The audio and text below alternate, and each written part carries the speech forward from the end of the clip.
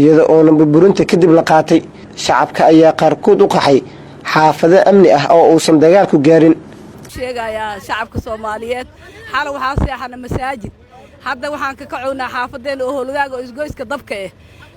dhibkaas waxa noo keenay waa farmaajo madaxweyne aan rabnay oo habeenkii la dooranay aan u soo jeednay ilaa salaada subax ay ahayd haddana inuu barakiciyo ilaahay noo gartay farmaajo ama hanoo tanaasulo wadankaas aga baxo anaga rayidaan nahay dagaal ma rabno doodna ma rabno anaga meelaan ku wajahana ma aqaani waa iska socdaa wallahi cadiim ilmihi alla baxa xalay dagaal ay ugu dhacay haddana waxa meel u socdo ma ogi Allahu yaclam waxaan ku baaqaa inuu nabadda qaato oo farmaajo oo tanaasulo danaan ugu khalaftay inaan qaxno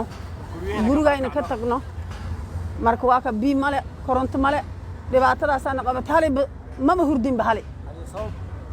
jugtilan ka absanayni hadda marka weedo waxayna ya wax nooga horay male cid oo isna naqaan le waad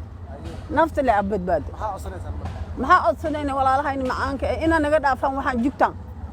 jugtaan kama ayna unku meelaan ka soo barakacnay haddana barakac lamaadaan ku noqdo hayna